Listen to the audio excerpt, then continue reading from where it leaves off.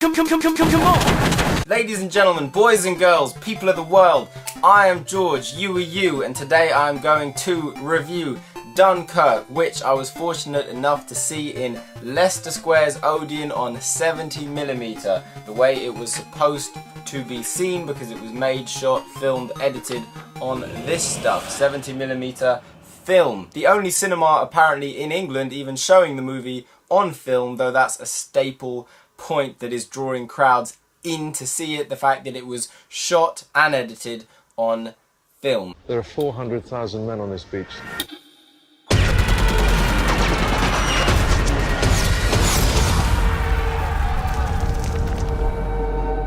So, how was it? Well, it was incredibly cinematic, it was one hell of a spectacle, definitely worth watching on the big screen, and for the first 15 minutes or so I was thinking, oh, this is intense, this is great, this has got some real movie magic here, I'm genuinely captivated, I'm immersed, it's thrilling, etc. I only really have two criticisms of the film. Let me just say that I'm not the hugest fan of Christopher Nolan. I am a fan, he's obviously one of the better directors in the present day, but he is not perfect, he normally has a few flaws, and whilst watching Dunkirk I thought, oh, he's really broken through, this is just an excellent movie, I have no real criticisms of this film. And after some time I have two criticisms of the film, which aren't that big, but they are enough that I kind of feel like if he'd improved just these two little things, it would have been a perfect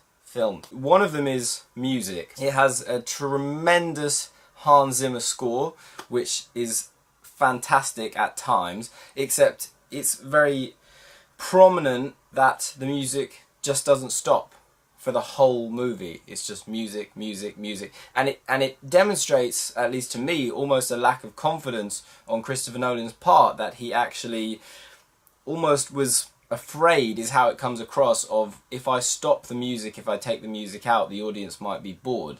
The reality is that there were plenty of moments in the film that would have benefited from the music stopping, so that when the music comes back in, it would have heightened the emotion of the actual scene.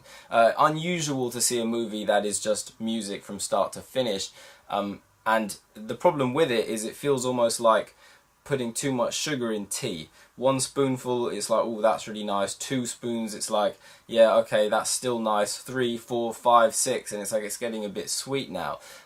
The other thing is, I kind of felt like the whole movie, because of that, because of the way it was structured and because of the soundtrack, it felt a little bit like in the beginning of the film it's like a plane taking off, and it's very thrilling, it's very exciting, and it's almost like it's going through turbulence and it's rocking about, and you're like, oh my god, you know, this is kind of scary and it's intense and it's exhilarating.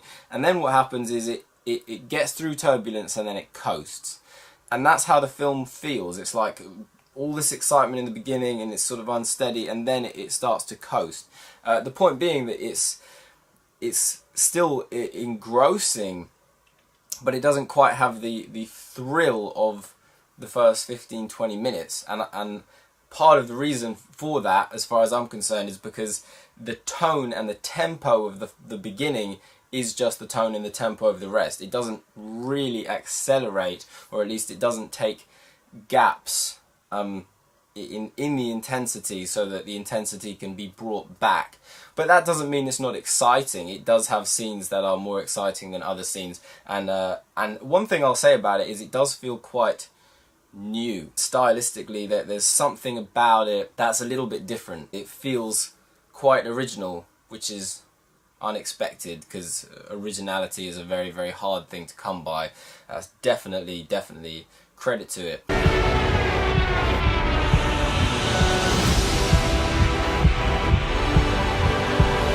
So the other criticism I have is interesting, because some people have criticised it for not having enough character development. I actually praise it for not having enough character development. I like the fact that it is sort of just like, get from A to B, survive. That's sort of the story. I think that could have been the tagline of the film, Dunkirk, survive. It would have summed it up perfectly. But though people criticise the lack of character development, and I praise it, my criticism is that when the characters speak, it's just not that good. It's not very believable. There's an incredible sense of chaos and drama because of the circumstances. And what Nolan does with his script is he creates drama and conflict between the characters. Now, you might not know, but there are only 70 lines of dialogue in the whole movie.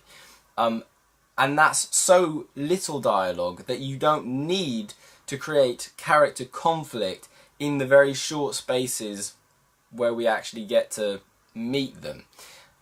It's almost soap opera. Like in soap operas, they very frequently get the characters to argue because it creates drama and it creates tension. It's not necessarily real, it's not necessarily believable. In most circumstances, people don't want confrontation so readily and so suddenly, especially in a war conflict when these people are looking out for each other and they're trying to keep each other alive and they're trying to stay alive. But there are certain sequences in this where once the characters are sort of enclosed, it then becomes a little bit dog eat dog, and it's so sudden. And I won't give it away, but there's one scene in particular where there is a confrontation and it just seems kind of implausible. You're like, what? Why are they arguing about this?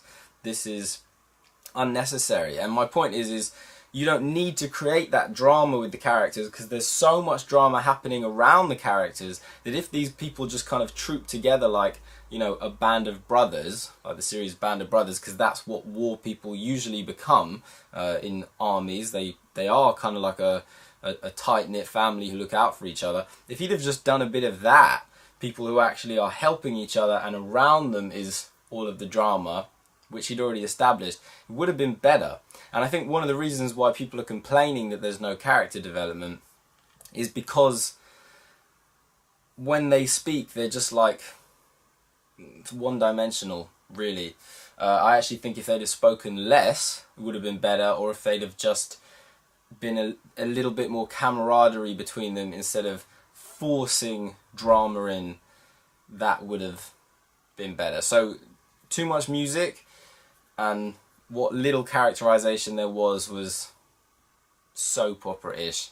Aside from that, it's really good. One of my preferred Christopher Nolan films, actually. And interestingly, when I saw it, Danny Devito was in the audience. Yeah, he came to London, Leicester Square, and he watched it on the big screen. I even had a bit of a chat with him afterwards, and he even complimented Harry Styles. He said, "Gee, Harry was good, huh?"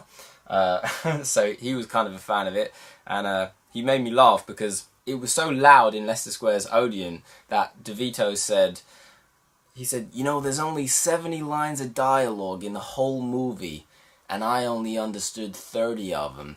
Which wasn't a criticism of Christopher Nolan and the film, it was a criticism of the fact that Odeon put the movie so loud that I actually had to put earplugs into my ears whilst watching it, and then it got so loud by the end of the film that I actually closed my ears like this just to get through the end. It was unbelievable. People actually left and got refunds because it was too loud. Odeon, turn your fucking sound down a bit. It was insane. That being said, Dunkirk, a very solid cinema experience. Could have been almost perfect for what it was going for. Not quite perfect, but very, very good. I recommend checking it out. Peace.